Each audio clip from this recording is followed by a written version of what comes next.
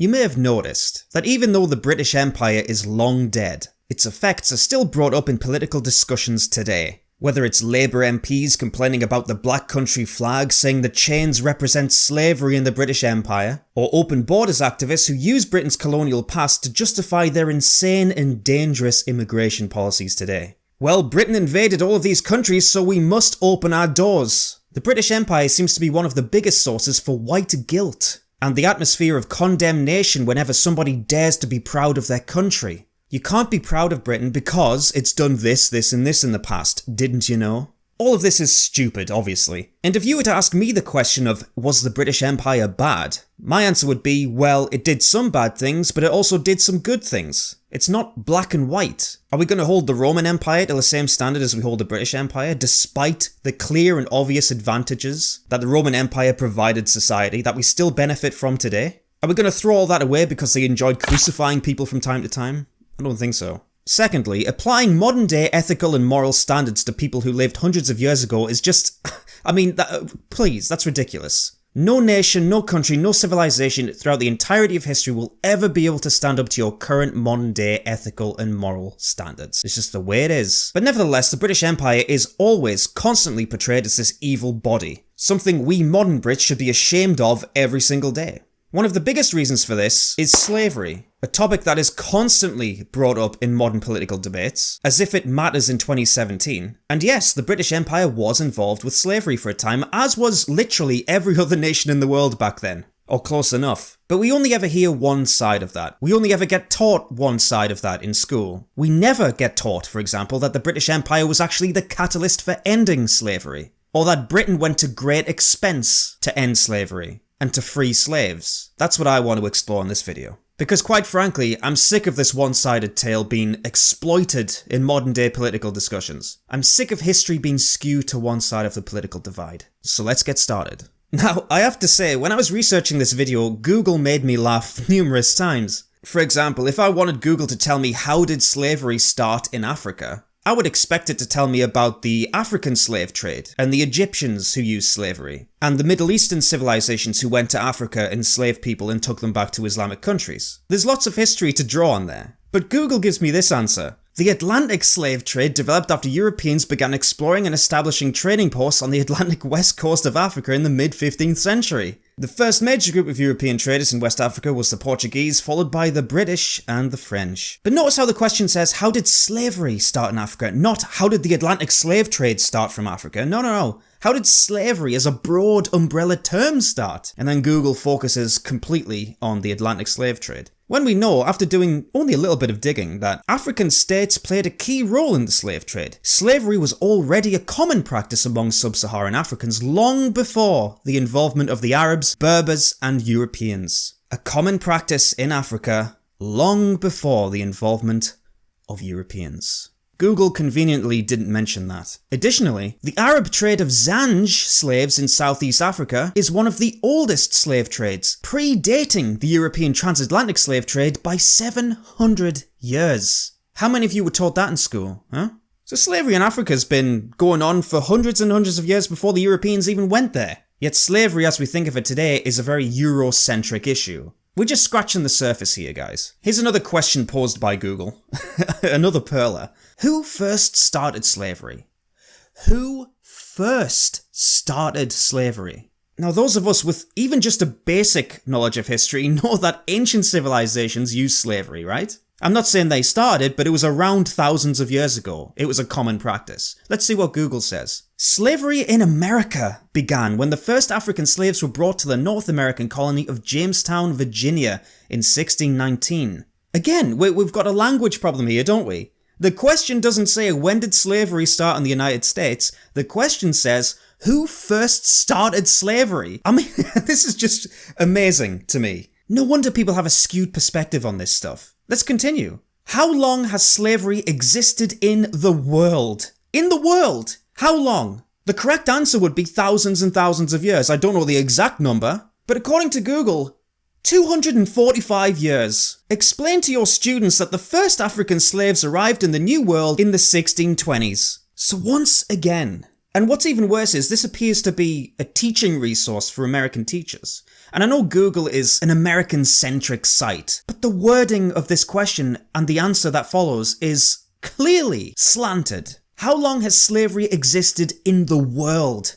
Misinformation by deliberately using misleading language. But even if we recognise that these questions and answers are clearly wrong and misleading, people may still get the impression that it was only the Africans, the black people, who had to endure slavery. They're the real victims here. They're the only victims, actually. But once again, that's not true. The North African slave markets traded also in European slaves. The European slaves were acquired by Barbary pirates in slave raids on ships and by raids on coastal towns from Italy to Spain, Portugal, France, England, the Netherlands, and as far afield as Iceland. Men, women, and children were captured to such a devastating extent that vast numbers of seacoast towns were abandoned. Ohio State University history professor Robert Davis describes the white slave trade as minimalized by most modern historians in his book Christian Slaves, Muslim Masters. Once again, I bet you didn't hear about this in your school history lessons. Let me just read a bit of that again. European slaves were acquired by Barbary pirates in slave raids on ships and by raids on coastal towns from Italy to Spain, Portugal, France, England, the Netherlands, and as far afield as Iceland. So slavers were going into Europe, coastal towns, Italy, Spain, Iceland, raiding these towns and taking men, women and children as slaves back to the Middle East. Can I ask a question here? Where's my reparations, eh? For my ancestors being chained up and taken to the Middle East to live out the rest of their miserable days as slaves to savage men. Hashtag, where's my reparations? Get it trending, guys. Davis estimates that 1 million to 1.25 million white Christian Europeans were enslaved in North Africa from the beginning of the 16th century to the middle of the 18th by slave traders from Tunis, Algiers and Tripoli alone. These numbers do not include the European people which were enslaved by Morocco and by other raiders and traders of the Mediterranean Sea coast. And roughly 700 Americans were held captive in this region as slaves between 1785 and 1815. 16th and 17th century custom statistics suggest that Istanbul's additional slave import from the Black Sea may have totaled around 2.5 million from 1450 to 1700. Hashtag where's my reparations? So as we can see, the topic of slavery is vast and detailed and complicated and messy. It's not a straightforward tale of white people going to Africa and enslaving those poor blacks. Not as simple as that. Slavery in Africa, slavery in the world, has been going on since the dawn of human civilization. Yet we, in the West, are the only people who are made to feel guilt for it in modern day times. The only people. Even though we in the West engaged in slavery for the shortest period of time. But now that I've done that little backstory of history, just because it annoyed me so much seeing those Google results, let's talk about the British Empire and the great lengths it went to abolish the slave trade. That evil, evil British Empire. The Slave Trade Act of 1807, or the Abolition of the Slave Trade Act 1807, was an act of the Parliament of the United Kingdom passed on the 25th of March 1807, with the title of An Act for the Abolition of the Slave Trade. The Act abolished the slave trade in the British Empire, in particular the Atlantic slave trade, and also encouraged British action to press other European states to abolish their slave trades. But it did not abolish slavery itself. Many of the bill's supporters thought the act would lead to the death of slavery, but it was not until 26 years later that slavery itself was actually abolished. So the Abolition Act of 1807 was the beginning of the end for slavery, and what I find the most interesting about this is that it wasn't just Britain saying, okay, we want to abolish slavery in the British Empire, it's that on top of that, the British took it upon themselves to encourage other European nations to abolish slavery, using diplomatic pressure. The Committee for the Abolition of the Slave Trade was formed in 1787 by a group of evangelical English Protestants allied with Quakers, to unite in their shared opposition to slavery and the slave trade. The Quakers had long viewed slavery as an immoral blight upon humanity. By 1807, the abolitionist groups had a very sizable faction of like-minded members in the British Parliament. At their height, they controlled 35 to 40 seats.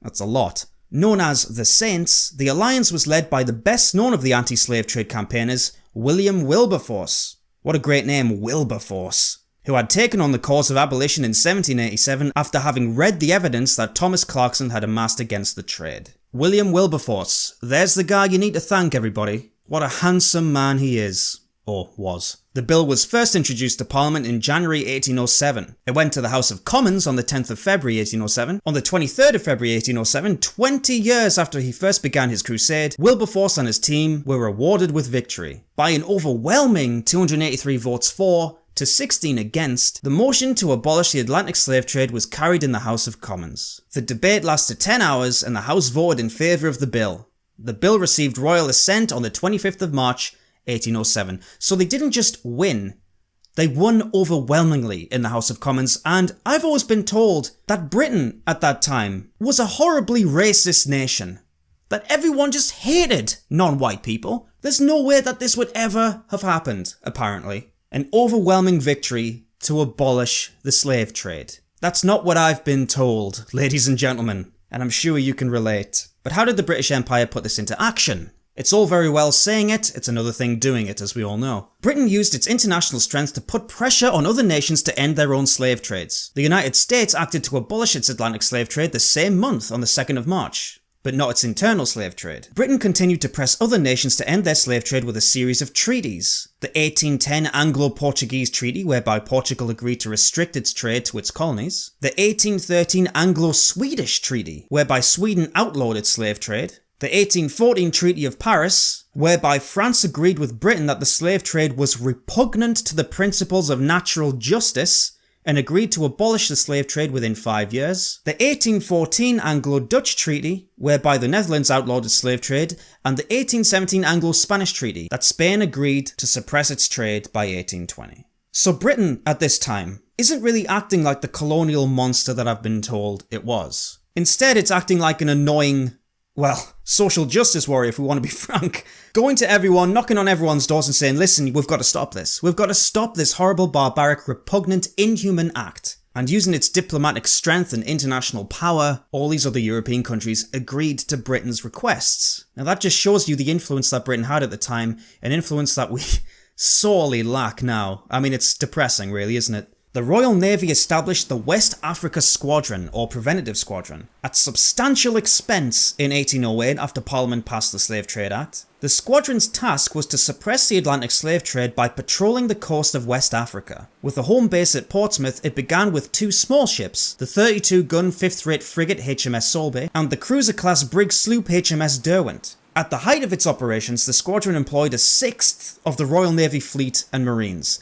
A 1/6 of the Royal Navy. And when you think at the time, the Royal Navy was the most powerful and largest navy on the planet. I mean, rule Britannia. Britannia rules the waves. That song doesn't exist for no reason, right? So the fact that they deployed a 1/6 of the Royal Navy fleet and the Marines to patrol the West African coast to stop people dealing in slaves is an extraordinary amount of manpower. And it would have cost an extraordinary amount of money, but we'll get onto that a little later. Between 1808 and 1860, the West Africa Squadron captured 1,600 slave ships and freed 150,000 Africans. Let me repeat that. Captured 1,600 slave ships and freed 150,000 Africans. Once again, and I know I'm repeating myself, but I never learnt about this in school. Never. That's an extraordinary amount of success there, I have to say. The small British force was empowered, due to the ongoing Napoleonic Wars, to stop any ship bearing the flag of an enemy nation, making suppression activities much easier. Portugal, however, was one of the largest slave trading nations and Britain's ally against France, so in February 1810, under diplomatic pressure, it signed a convention that allowed British ships to police Portuguese shipping, meaning Portugal could only trade in slaves from its own African possessions. So even though Portugal was an ally with Britain against a common enemy in France, in a war against Napoleon, Britain still didn't hesitate to put Portugal under pressure. Commodore Sir George Ralph Collier, with the 36-gun HMS Creole, I think that is, as his flagship, was the first Commodore of the West African Squadron. On the 19th of September 1818, the Navy sent him to the Gulf of Guinea with the orders, "You are to use every means in your power to prevent a continuance of the traffic in slaves." Every means in your power. So the British Empire weren't messing around here, they meant it. It wasn't just a virtue signal in the House of Commons. This was real, it was serious. In 1819, the Royal Navy created a naval station in West Africa at Freetown. This was the capital of the first British colony in West Africa, Sierra Leone. Most of the enslaved Africans freed by the squadron chose to settle in Sierra Leone, as for fear of otherwise being re-enslaved.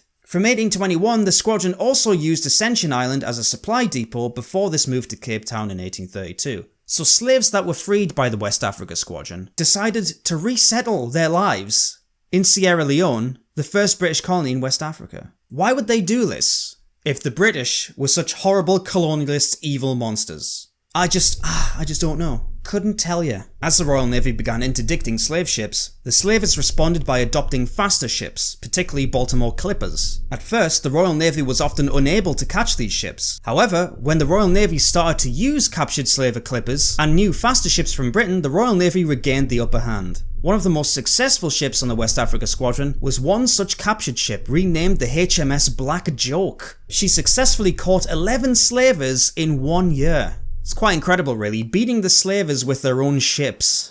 What an insult. And for one ship to capture 11 slavers in 1 year, I mean that's impressive by anyone's standards, isn't it? I wonder how many slaves were freed from those 11 ships. Thousands, I'd imagine. All hail the HMS Black Joke, I suppose. Britain pressed other nations into treaties to give the Royal Navy the right to search their ships for slaves. Now we're getting even more forceful with this, aren't we? As the 19th century wore on, the Royal Navy also began interdicting slave trading in North Africa, the Middle East and the Indian Ocean, basically encompassing the entirety of Africa. That's how determined the British were to stop this. Rear Admiral Joseph Denman was a British naval officer, most noted for his actions against the slave trade as a commander of HMS Wanderer of the West Africa Squadron. Here he is here. What a dapper gentleman he was. In 1813, Denman took command of the West Africa Squadron's big sloop HMS Wanderer. On the 5th of April 1840, the Wanderer's boat seized the American slaver Eliza Davidson, which was subsequently condemned in British and Spanish mixed commission courts at Sierra Leone.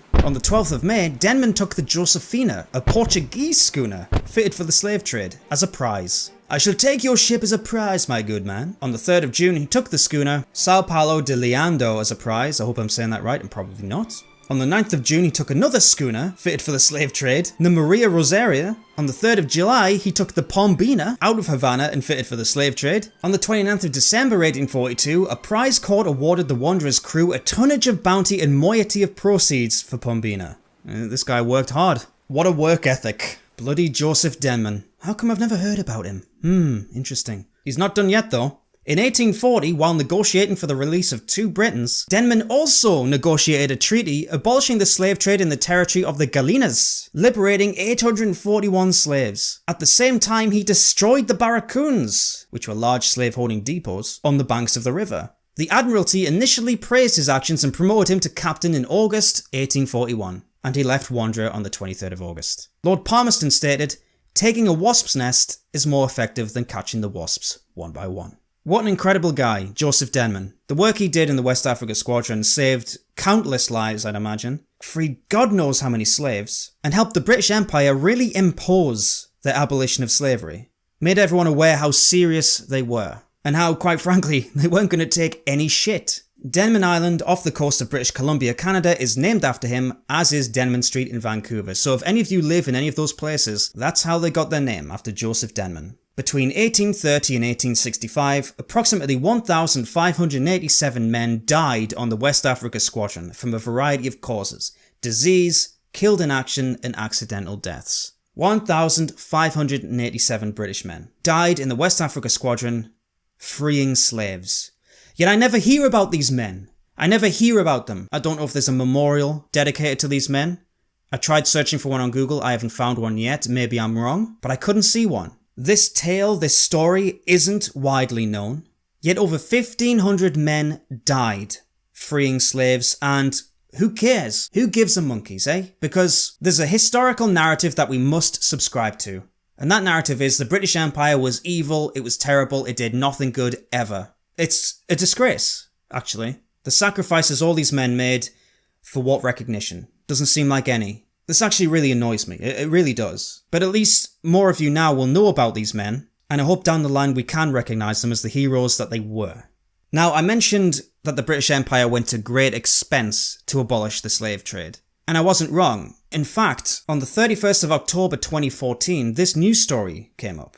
Chancellor Osborne to repay part of our First World War debt. Now, looking a little closer into this, we weren't just paying off our debt accumulated from World War I, we were paying off the debt that we'd acquired in the 19th century to abolish the slave trade. So, interestingly, if you were a British taxpayer up to 2014, you have financially contributed to the abolition of slavery. How about that? Your money has in part been used to repay the debt that Britain got into when we abolished slavery. Isn't that incredible? I've contributed to this. Me, personally. Now who's virtuous? It's me! Virtue! People should be thanking me. It was quite surprising to read that, and I have to say, why more people aren't aware of this, I have no idea. I guess we'd rather stick to our tried and tested white guilt instead of actually feeling proud for something we've done and things our ancestors did. Because that's offensive, you see. Being proud of something your nation's done, it's offensive, you can't do it. But yes, I felt like telling this story today. I felt like shining a light on this period in history because it's a period of history that constantly gets used in modern political debates and discussions, usually as an anchor of guilt and shame. And while yes, the British Empire did do some bad things, I'm not disputing that, it also did some good things. And for people to ignore that is crazy. For people to make out like slavery as a thing was mainly instigated by white Europeans, and that without white Europeans, slavery would just never have happened, is dishonest, disingenuous, and repugnant. Slavery has existed throughout the entirety of human civilization. Europeans were a part of it for a time. Yes, they were. But they were the people to stop it. To say, actually, what we're doing here isn't good. It's morally wrong. We need to end it now. And not only did Britain end it for themselves, but they pressured other European nations to end it too. Which is more than what can be said for slavers in Africa, the Middle East, India, and the Far East today. Yet those groups never get criticised for their part in slavery. Never. Despite the fact that they've been doing it for longer and more brutally. Somehow they get a free pass and it's us that need to feel ashamed and guilty. And on the subject of the West Africa Squadron, the men who died freeing slaves and fighting slavers, the fact that these men aren't honoured, as far as I can tell, I may be wrong, in an official capacity, or even that the British public at large aren't aware of what these men did, is a travesty. Why haven't we seen a movie about the West African Squadron? Serious question, why not? I guess we just can't bring ourselves to do it. We can't bring ourselves to be proud of something the British Empire accomplished. What Europeans did. I enjoy history. I'm by no means in any way an expert on history. I'm a keen reader of history. I enjoy it. But I was shocked at how little I knew about these events. No one had told me. No one had educated me on them. And if we, as European cultures, Western cultures, don't recognise the good, the overwhelming good, by the way, that we've done throughout history, and only concentrate on the negative aspects, then the people in our societies who are determined to destroy our societies and to run our societies down, and to change them irrevocably into something else, something undesirable, if we don't force this type of history into the mainstream, into our mainstream culture, then things are going to continue to get worse. The pattern we're seeing in Europe now is only going to continue, and all those men on the West Africa Squadron who gave their lives would have died for nothing.